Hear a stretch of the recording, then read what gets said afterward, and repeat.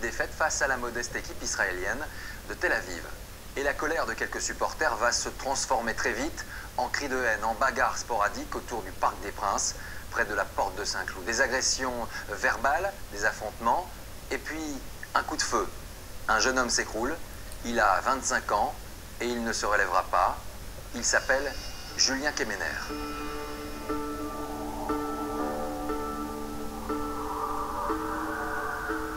Il aimait le foot, et puis il aimait le PSG, oui. Son but, ce n'était pas d'aller pour tabasser les gens. C'était parce qu'il aimait le foot et parce qu'il aimait voir jouer les joueurs, c'est tout. Il était ni antisémite, ni raciste. Enfin, en 23 ans, je l'aurais su, quoi, quand même.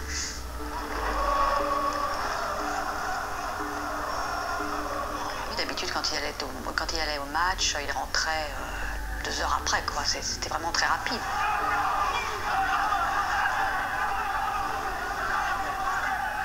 Bon, à minuit, 1 heure du matin, toujours pas là, on commençait un petit peu à s'inquiéter. Moi, je fais le tour de la place. Et en faisant ce tour-là, j'entends, peut-être 30 secondes après, j'entends un coup de feu. Et là, je vois quelqu'un par terre, juste à côté d'un arbre, couché dos à moi, sur le côté. Il nous a annoncé froidement le décès de Julien.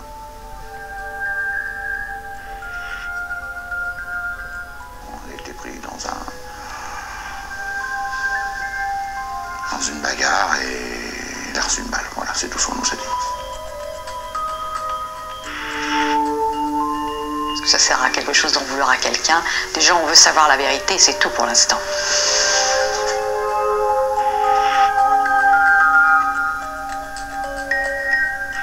Et les parents de Julien Kemener ne sont pas les seuls à vouloir comprendre. La police et la justice veulent savoir pourquoi et comment le jeune homme a été touché par cette balle. Alors que s'est-il passé dans les minutes qui ont précédé ce coup de feu mortel? Qui était ce policier qui s'est interposé pour éviter qu'un jeune Français de confession juive se fasse violemment agresser? Pour tenter de comprendre le cours des événements, il faut remonter le fil de cette journée avec l'ensemble de ses protagonistes. Et ce soir, ils témoignent. Nous étions alors le 23 novembre 2006.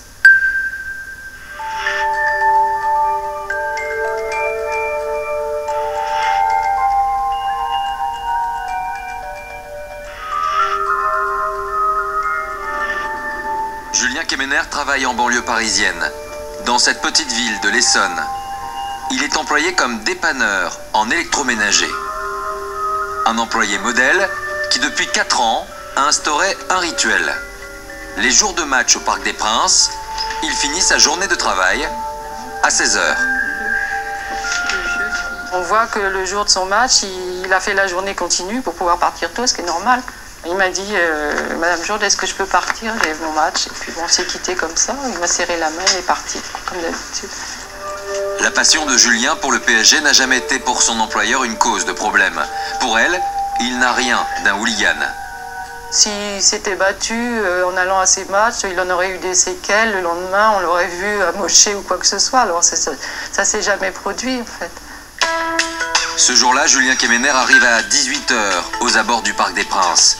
Il a rendez-vous avec Alexandre, son ami d'enfance. Il partage avec lui la même passion pour le football et pour le Paris Saint-Germain. Je le connais depuis qu'il a 3 ans et ça fait peut-être 10 ans moi, que je supporte le PSG. Je viens un petit peu plus. La première fois qu'on était au Parc des Princes, c'était il y a 4 ans. Ce soir, les Parisiens affrontent l'équipe israélienne de Tel Aviv en Coupe d'Europe. En attendant le coup d'envoi, les deux copains se retrouvent ici, à la brasserie Les Trois Obus. Comme souvent, ils parlent de football. Les supporters parisiens sont en colère. Leur équipe accumule les mauvais résultats. Le club marche pas très bien en ce moment, donc on appréhende un petit peu, mais c'est un match de Coupe d'Europe et en Coupe d'Europe on se défend en ce moment, donc on se défendait. Donc pas d'appréhension particulière, on espère avoir un beau match. À 19 h, un autre habitué du Parc des Princes arrive dans le quartier. C'est le journaliste Philippe Broussard qui, lui, s'attend à une soirée tendue. Il y a un contexte sportif assez lourd puisque Paris ne marche pas bien du tout cette saison et aussi une petite appréhension concernant l'ambiance dans les tribunes parce que c'est un match en termes de sécurité qui à mon avis pose quelques questions. Le risque ce soir, c'est la réception d'une équipe israélienne dans un stade connu pour ses débordements xénophobes. 600 policiers et gendarmes sont mobilisés, c'est beaucoup, mais c'est 3 fois moins que pour un match entre Paris et Marseille. C'est pas le premier match à risque qu'on organise. On a beaucoup travaillé avec les pouvoirs publics à l'organisation de ce match. C'est un match qui est analysé comme dangereux, sensible, mais qui ne comporte pas une dangerosité extrême particulière, comme un PSG-OM par exemple. Le dispositif de sécurité est en place autour du stade, jusqu'à la porte de Saint-Cloud, où la police des transports surveille le métro. L'un de ses agents civils patiente devant la station. Il s'appelle Antoine Granomort. Ce soir, il n'est que le chauffeur de la voiture de patrouille. Sa mission première n'est pas d'intervenir dans le cadre de la sécurité. Il attend que ses collègues interpellent d'éventuels individus suite au match PSG-Tel Aviv. Dans le dispositif, Antoine Granomort n'est pas censé agir. Dans moins de 3 heures pourtant, il va se retrouver au cœur des événements. De leur côté, Julien Kemener et Alexandre rejoignent la tribune Boulogne du Parc des Princes. Comme d'habitude, ils s'installent dans la partie haute des gradins. À quelques mètres d'eux, un autre supporter est arrivé, c'est Mounir Bougère. Lui aussi sera l'un des acteurs du drame de ce soir. Il a obtenu une place in extremis pour le match. Au début de la journée, non, je savais pas que j'allais au match contre Tel Aviv, quoi. Pour moi, ça faisait 1 an que j'allais pas au stade. Je veux dire, si j'étais prêt à le regarder à la télé, ça me dérangeait pas. Mounir, Julien et Alexandre ne sont pas installés dans le stade n'importe où. Pour bien comprendre, la tribune Boulogne est une partie du Parc des Princes qui a depuis longtemps mauvaise réputation. Dans ses rangs, on retrouve des hooligans, les supporters les plus violents du club parisien. Le COP de Boulogne, c'est également l'idéologie nationaliste qui s'affiche clairement jusqu'au salut hitlérien d'une minorité de jeunes nazillons. Julien Dumont, on vient de voir des images étonnantes, surprenantes. Les 6000 supporters que l'on retrouve dans la tribune Boulogne ne sont pas tous des néo-nazis. Il y a des éléments fascistes, il y a des éléments néo-nazis. Pour autant, parmi les 6000 supporters présents dans cette tribune, on a un noyau d'une trentaine, d'une cinquantaine ce soir-là de gens à problème. Pourquoi ce soir-là? Pas 6000. Parce que ce soir-là, la plupart de ceux qui habituellement posent problème et qui peuvent se revendiquer clairement d'extrême droite et faire ces saluts nazis, ceux-là, ils ne sont pas venus ce soir-là. Peut-être se désintéressent-ils de l'enjeu du match. Alors Julien Kemener appartient à cette tribune. Tout à fait. Julien Kemener, ça fait quelques années maintenant qu'il fréquente le Parc des Princes. Il n'a jamais fait parler de lui. À une reprise, il s'est fait intercepter à l'entrée du stade avec un fumigène, mais il n'est pas considéré comme un élément particulièrement à risque. Voilà, il appartient à une association, les Boulogne Boys. C'est l'une des associations de cette tribune de Boulogne les plus anciennes, les plus historiques. On voit ici sa carte de membre, numéro 225. Il y a quelqu'un d'autre avec lui, Alexandre, dans cette tribune. Et puis il y a également un troisième personnage que l'on va retrouver, c'est Mounir Bougère. Il est à leur côté, Mounir Bougère, c'est pareil, un supporter assez ancien du PSG qui n'est pas venu au stade depuis quelques temps, qui est connu des forces de l'ordre pour quelques tout petits méfaits, un fumigène à l'entrée du stade qu'il portait dans son sac à dos, mais qui n'est pas considéré lui non plus comme un élément particulièrement dangereux ou à risque. Il est important de signaler une chose, c'est justement le climat autour de ce match. Il faut se dire que le Paris Saint-Germain ne fonctionne pas depuis le début de la saison, qu'il perd beaucoup de matchs, qu'il est mal situé dans le championnat. Pour le PSG, c'est le début d'une saison catastrophique, il reste sur 2 défaites à domicile. Les supporters sont extrêmement énervé de ces mauvais résultats, donc ça va créer autour de ces mauvais résultats-là une ambiance particulièrement malsaine dans le stade. Une ambiance particulière et le match va commencer. Coup d'envoi donné par les Parisiens. Le match commence et Paris est largement favori ce soir. Tel Aviv est une équipe plus modeste. Comme d'habitude, les supporters de l'équipe visiteuse sont isolés par un filet de protection. En rouge et blanc ici, 2000 supporters israéliens venus de Tel Aviv. C'est dans cette partie du stade que très vite, les esprits s'échauffent et que partent les premiers fumigènes. C'est vrai qu'il y avait une tension, d'ailleurs ça s'est ressenti tout de suite, parce que le secteur visiteur de la Pôle Tel Aviv s'est enflammé. Ils ont commencé à jeter des projectiles, beaucoup de fumigènes. Provocation dans les tribunes, tandis que sur le terrain, la partie s'engage très mal pour le Paris Saint-Germain. Deuxième poteau, la couverture du score israélienne, le coup de tonnerre au Parc des Princes. Il y a ce début de match absolument ahurissant où le PSG encaisse tout de suite un but. On prend un but et un deuxième but assez rapidement. Encore Lilier. C'est un deuxième but. Oh, le deuxième but. C'est 100% de réussite pour cette équipe israélienne. Le cauchemar ce soir, messieurs. 6 minutes de jeu. Cauchemar pour les joueurs et pour les supporters. Bruno est un habitué de la tribune Boulogne. Il a tenu à garder l'anonymat. Ouais, c'est une catastrophe, c'est un coup de massue sur les supporters du PSG. Au Parc des Princes, c'est vrai que c'est assez rare d'avoir de telles humiliations compte tenu de la faiblesse de l'équipe présentée en face, quoi. Humiliés sur le terrain, les fans de Paris ont bientôt une autre mauvaise surprise dans les tribunes. On se rend assez rapidement compte qu'une bonne partie du Parc des Princes, en tout cas une majorité, supporte l'équipe visiteuse. Car en plus des supporters venus d'Israël, des milliers de Français de confession juive sont présents et acclament ce soir-là Tel Aviv. Pour les supporters du Paris Saint-Germain, le Parc des Princes, c'est leur univers. Et ils se sentent alors dépossédés de leur stade. Et là, bon nombre de supporters du PSG se disent mais à la limite on est plus chez nous, ils sont plus nombreux que nous. Voir comme ça tout le stade, pratiquement tout le stade se lever avec des drapeaux israéliens partout, quoi, ça m'a étonné, quoi. Ajouté aux résultats déplorables, ajouté aux provocations, effectivement la tension monte assez rapidement dans l'enceinte du Parc des Princes. Sur le terrain, avec la tête de Pauletta. le PSG a beau marquer, c'est toujours Tel Aviv qui mène à la mi-temps 3-2 à la surprise générale.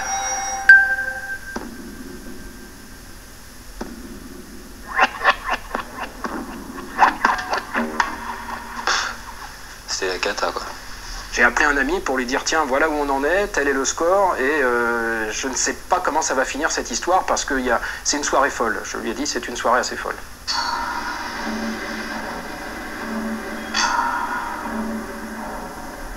C'est sûr que nous on a des craintes à ce moment-là de bagarre, donc tout le monde est un peu sur le qui-vive, on regarde les comportements des uns et des autres. Et la situation va encore se dégrader. En seconde mi-temps, le Paris Saint-Germain sombre. C'est un cauchemar ce qui arrive au Paris Saint-Germain ce soir. Dans les tribunes, l'ambiance devient de plus en plus malsaine. Il y a des échanges d'insultes entre supporters parisiens et supporters de Tel Aviv, qui sont vraiment juste à côté. C'est des insultes envers le club de Boulogne, sale français, des choses comme ça, et répondu par des sales juifs, etc. de la tribune Boulogne. Et notamment quelques excités en bas qui font des saluts dits éclairiens. Dans le bas de la tribune Boulogne, ce petit groupe est filmé par les caméras du Parc des Princes. C'est un noyau d'une vingtaine de personnes. Où était Julien Kemener, je crois. Il faisait partie, il était dans cette zone au moment du match. Effectivement, alors que Julien Kemener devait se trouver en haut de la tribune, on le retrouve ici, en bas, le visage caché par une écharpe, au milieu des supporters les plus extrémistes. Selon Alexandre, les deux amis seraient descendus dans la tribune basse uniquement pour mieux voir le match. Il y a des pères de famille et des mères de famille qui viennent dans cette tribune parce qu'il y a beaucoup de place. Et ce soir-là, c'était le cas. Il y avait quelques énervés, mais il y avait peut-être 10 personnes qui commençaient à s'énerver pour toute une tribune qui était assise en train de regarder le match calmement. Mais sur cette image, Julien Kemener ne regarde pas le match calmement et il fait des gestes très ambigus. Alors on voit Julien, oui, il participe aux insultes, hein, comme je veux dire n'importe quel match, on peut voir des supporters s'insulter. Ça n'a pas de connotation raciste, il fait pas de salut nazi. Les spécialistes et la police le confirmeront, ce bras tendu de Julien Kemener n'est pas un salut fasciste. Enfin, les chansons, quand on dit ferme ta gueule, bah, le bras il est comme ça, mais c'est pas un salut nazi, quoi. Il est alors 22h30 et le match se termine. Les supporters de Tel Aviv exultent. Leur équipe vient de battre le PSG 4-2. Et là, je me dis, malheureusement, tous les ingrédients sont réunis pour qu'à la sortie, ce soit très difficile. En attendant d'être escortés à la sortie par la police, les 2000 spectateurs israéliens restent dans le stade et célèbrent leur victoire. Mais les milliers de Français qui ont soutenu Tel Aviv ce soir-là quittent le stade en même temps que les ultras du Paris Saint-Germain. On voit beaucoup de supporters passer, on sent qu'il y a une atmosphère un petit peu bizarre. Une atmosphère lourde. Il y a des petits groupes qui commencent à se former en se disant, tiens, où sont les types qu'on a vus avec des drapeaux israéliens à l'intérieur du stade? Ils traquent les supporters de Tel Aviv. Et très vite, les premières bagarres éclatent. C'est violent et en même temps très rapide. J'entends aussi des insultes racistes envers l'équipe de Tel Aviv et envers la communauté juive. À cet instant, certains spectateurs comme Patrick Bitan deviennent les cibles de petits groupes organisés. Il y avait une dizaine de mecs en ligne, un peu en quinconce, comme ça, sur plusieurs lignes. Et lorsqu'on passait, un mec était comme ça, il passait juif, juif, juif, comme s'il donnait la dénomination de chaque gens qui passait. Il y avait un black avec son enfant, il doit avoir 3 ans, et lui, quand il est passé, ils ont imité le singe. Ils ont commencé à lui taper dessus, et une dizaine à lui sauter dessus, donc il a pris son fils, il a eu le temps de courir. Tout de suite, il y a la police qui est arrivée. On avait le temps de se faire taper pendant 30 secondes, voire 1 minute maximum, parce qu'ils arrivaient très vite. Jusque-là, la police pense avoir le contrôle de la situation. En aucun moment, des demandes de renfort absolues sont demandées par un chef de secteur, par exemple. Il gère, il travaille, c'est sûr, mais en aucun cas, ça prend des proportions qui font qu'à un moment, il y a eu une dimension extraordinaire à cette fin de match.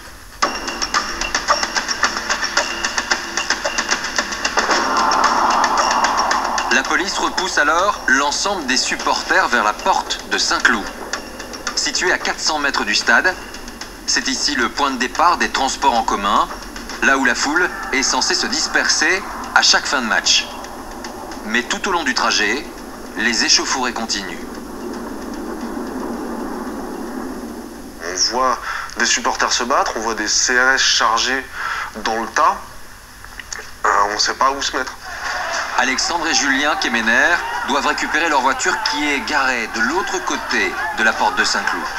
On est en train de se poser des questions sur comment est-ce qu'on va faire pour pouvoir rentrer jusqu'à la voiture sans se prendre un coup perdu ou sans être obligé de rentrer dans le gros du conflit, et on ne sait pas comment faire. Et c'est en arrivant porte de Saint-Cloud, à quelques minutes du drame, que Julien Kemener disparaît dans la foule. Il y a une grenade lacrymogène qui arrive vraiment juste devant. Et là, moi, je pars à droite. Et Julien, lui, il me suit pas, il part dans l'autre sens. Donc à partir de ce moment-là, moi, je l'ai pas revu, Julien. Au même moment, dans ce climat d'émeute, Mounir Bougère, qui était lui aussi dans la tribune Boulogne, se dirige également vers la porte de Saint-Cloud. Je vois les CRS pareil qui chargent, des bombes lacrymogènes de partout. Donc je me remets à repartir vers le rond-point de la porte de Saint-Cloud, comme tout le monde, pour fuir, quoi. Sur cette même place, Antoine Granomore, l'agent en civil de la police des transports, attend toujours ses collègues en patrouille dans le métro. C'est alors qu'il voit arriver vers lui les premiers supporters repoussés par la police.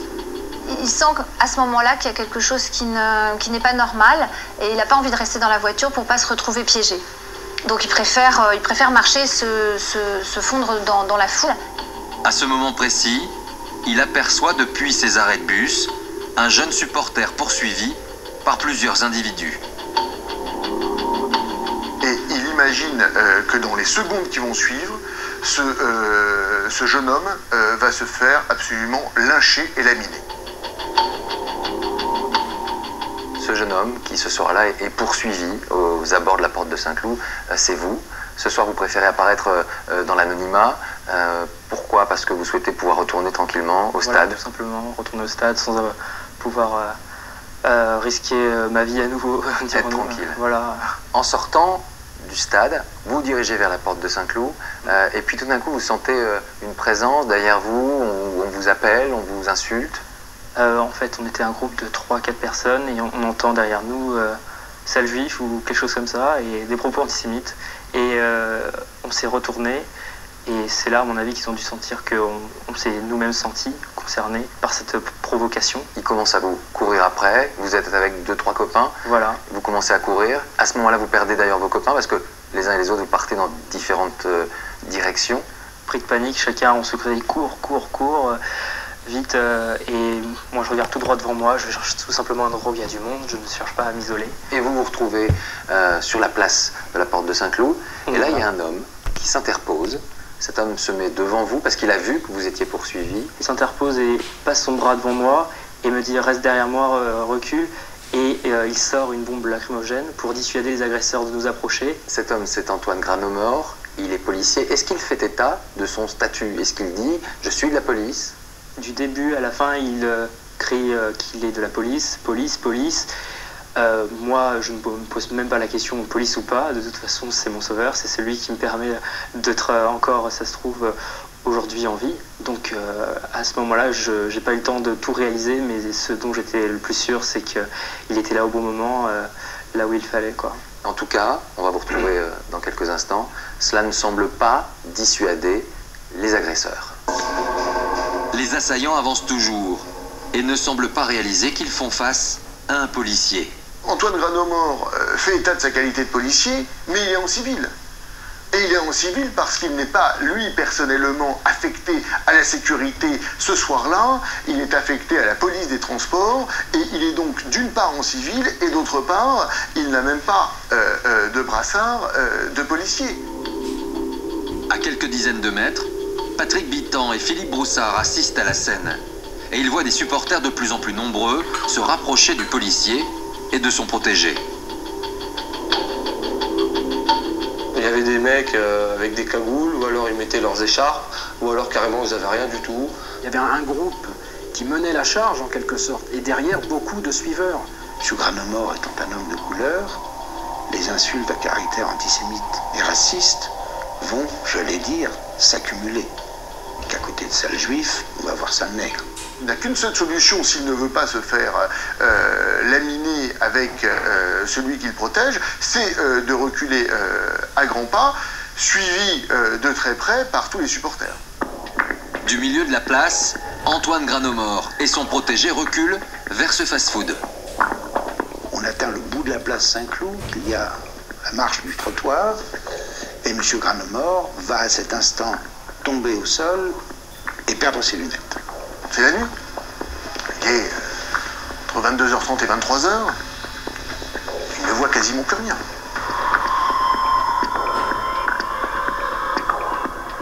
Et alors qu'il est au sol, il reçoit, semble-t-il, plusieurs coups de pied dans les jambes et au visage.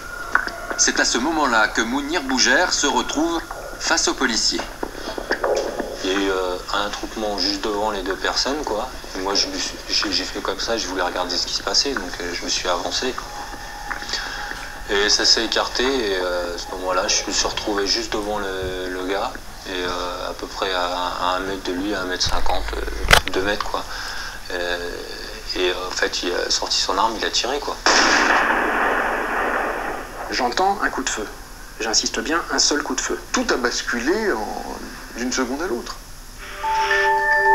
La balle traverse le poumon droit de Mounir Bougère et finit sa course dans la poitrine d'un autre supporter situé derrière lui. C'est Julien Kemener qui s'écroule sur le trottoir. Je me demande vraiment pourquoi est-ce que c'est Julien qui s'est pris la balle. Je le connais bien, je sais que j'étais avec lui pendant une demi-heure dans ces altercations, il a pris part à aucune. Je me demande, moi je me demande ce qui se passe. Yannick, vous êtes donc ce jeune homme que le policier protège. Il vient d'avoir un coup de feu. Vous êtes entre guillemets aux premières loges. Vous n'avez pas vu qu'un jeune homme est tombé après ce coup de feu? J'ai vu vraiment personne tomber. C'est même pour ça que je suis parti sans témoigner au début, puisque pour moi, il n'y a vraiment rien eu d'anormal. C'est simplement un match qui a mal tourné. Est-ce que Antoine Granomort est assis par terre et tombé lorsque le coup de feu part? Est-ce que vous vous souvenez de cet instant-là? La position dans laquelle il était, pour moi, a toujours été un petit peu brouillon. C'était debout dans ma tête une première fois, puis en lisant un peu ce qui a pu être dit dans la presse, j'étais plus trop sûr de si vraiment il était debout, par terre, allongé, rien de sûr. Est-ce que vous avez eu peur pour votre vie? J'ai pas eu le temps de réaliser de quoi je m'étais sorti, puis c'est vraiment en prenant du recul que j'ai pu remarquer que j'aurais pu y laisser ma vie et que j'ai vraiment eu de la chance que cette personne ait eu le courage de venir me porter secours. Est-ce qu'Antoine Granomort a été blessé par des coups? Vous l'avez vu recevoir des coups? Oui, juste devant ce McDonald's, il est tombé et a reçu quelques coups de part et d'autre, mais ça a duré vraiment très peu de temps. Vous vous souvenez du nombre d'agresseurs? Sur ce trottoir devant le McDonald's, juste devant Antoine Granomort, il doit y avoir une quinzaine d'agresseurs. C'était assez étroit, qui avance vers lui. C'était assez étroit, puisqu'il y avait aussi la bouche de métro sur ce même trottoir devant le McDonald's. Donc tout s'est passé un peu précipitamment dans un secteur vraiment très limité en espace. Et c'est à ce moment-là que vous et Antoine Granomort, vous rentrez dans le restaurant, dans le fast-food qui est situé juste derrière vous. Après ce coup de feu, c'est la panique. On entendait un mec qui dit « il a tiré, un homme à terre » et tout. C'est la confusion la plus extrême. Le policier, dont je ne sais pas encore qu'il est policier, se réfugie dans le McDonald's. Antoine Granomort et Yaniv entrent dans le fast-food. Sur cette image amateur, on devine le policier, l'arme à la main, qui tente de maintenir à distance la foule déchaînée devant lui. Je le vois avec son arme. Je me dis, s'il tire, c'est un carnage. Ensuite, je le vois sortir son talkie-walkie. Et là, je me dis, c'est un policier. Et les gens autour de moi comprennent que c'est un policier. Et là, j'ai encore en mémoire des gens qui disent autour de moi, c'est un flic, c'est un flic. Jusqu'à ce moment-là, c'est-à-dire au moment où il sort son talkie-walkie, personne n'imaginait que c'était un policier. Et le policier, Antoine Granomort, appelle du renfort. Face à lui, des dizaines de pseudo-supporters attaquent le McDonald's. Une scène de violence, pure et dure. Ah ouais, c'est une scène de violence, comme dans les films. Des gens déchaînés sur un magasin.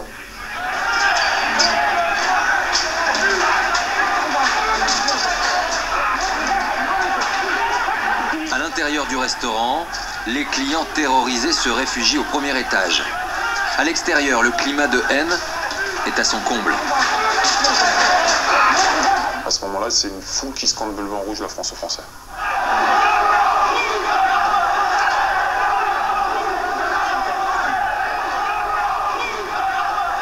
Des menaces de mort de plusieurs individus dans la foule, en tout cas. On va te tuer, voilà, sale flic, pourriture. Il est près de 23h, soit 5 minutes après le coup de feu. Les renforts de police arrivent enfin et dispersent les casseurs du McDonald's. Mounir Bougère, grièvement blessé, s'est réfugié à la brasserie Les Trois Obus, à 100 mètres du fast-food. Et là, il y a le serveur qui est arrivé juste en face de moi. Et au fait, je lui ai montré ma main pleine de sang et il m'a dit qu'est-ce qui vous arrive et tout. Et j'ai essayé de lui expliquer que j'avais mal, quoi. Julien Kemener, lui, est toujours allongé devant ce dépôt de bus. Les secours mettent assez longtemps à arriver. D'ailleurs, moi-même, je me dirige vers les CRS à ce moment-là, qui étaient à proximité, pour leur dire mais quand est-ce que les secours arrivent. On m'a dit c'est en route, et ça prendra encore quelques minutes. 15 minutes après le coup de feu, les secours arrivent. Ils évacuent Mounir Bougère vers l'hôpital, mais ne parviennent pas à réanimer Julien Kemener. Le jeune homme meurt à l'intérieur du dépôt RATP à 23h30.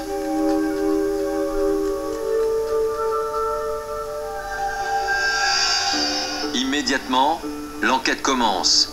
L'IGS, la police des polices, interroge Antoine Granomort au premier étage du fast-food. Ce n'est qu'à 2h du matin que le policier est emmené en garde à vue. Julien Dumont, à ce moment-là, l'enquête de police démarre. Antoine Granomort vient d'être interrogé par la police des polices à l'étage du fast-food.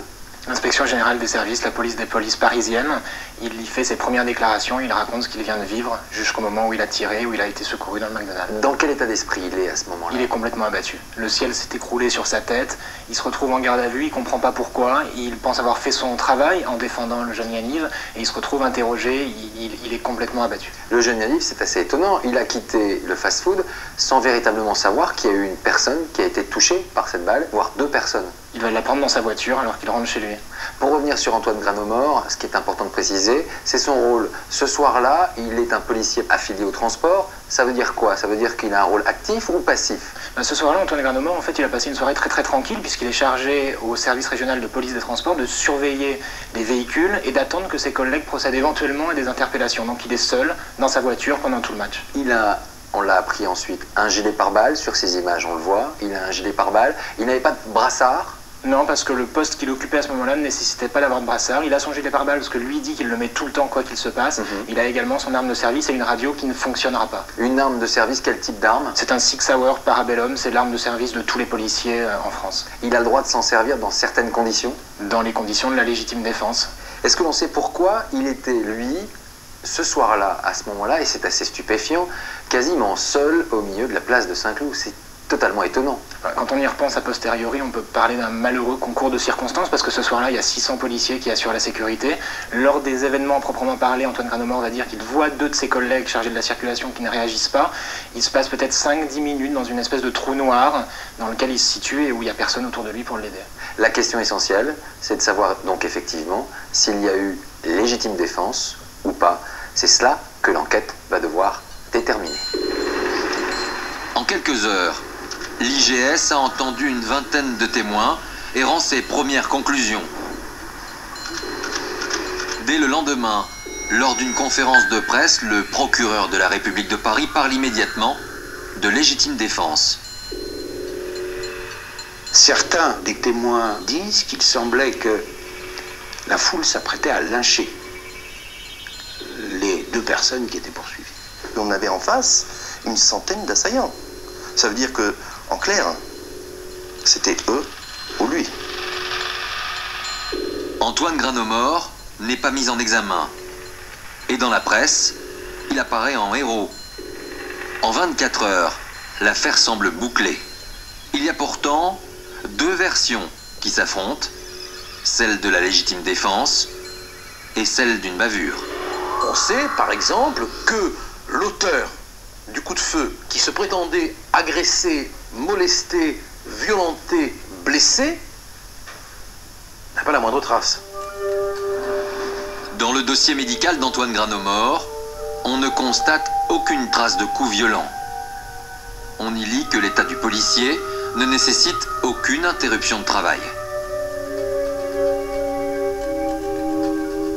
C'est une fuite en arrière, une fuite qui esquive tous les coups. Ils en recevront quelques-uns, mais qui ne seront pas suffisamment violents parce qu'ils les ont esquivés pour laisser malgré tout des traces. On ne peut pas se prétendre en état de légitime défense quand on n'a pas subi la moindre violence avérée, constatée.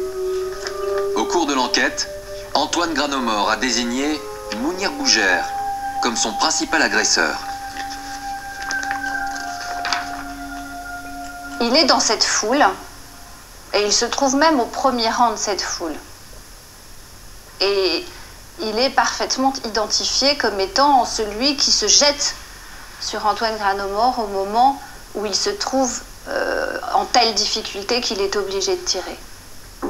Dans quelles circonstances exactes Antoine Granomort a-t-il tiré? Dans ses premières déclarations à l'IGS, le policier affirme qu'il était au sol quand il a fait usage de son arme.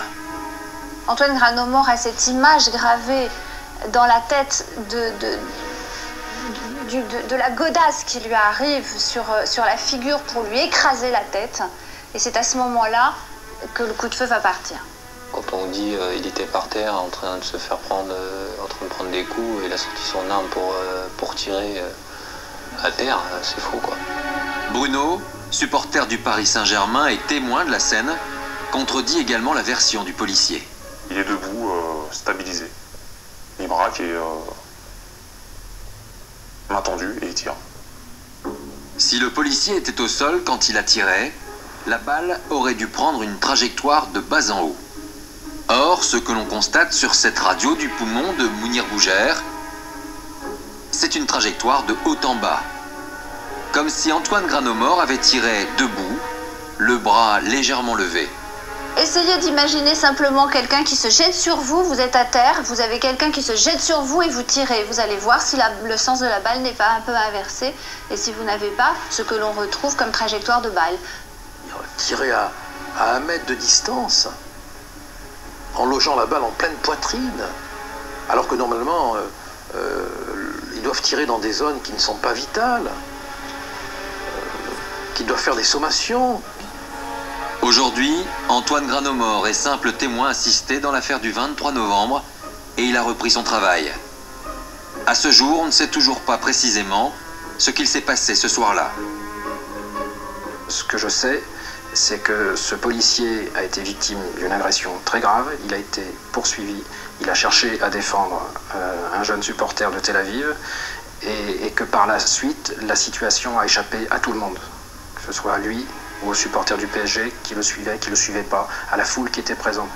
On a tous été emportés à ce moment-là par un événement qui nous dépassait, c'est-à-dire qu'en quelques minutes, tout a basculé. Julien Kemener est mort un soir de match de football, en plein Paris. Il n'avait jamais été fiché comme un supporter violent et aucun témoin ne l'a désigné comme l'un des agresseurs du 23 novembre 2006.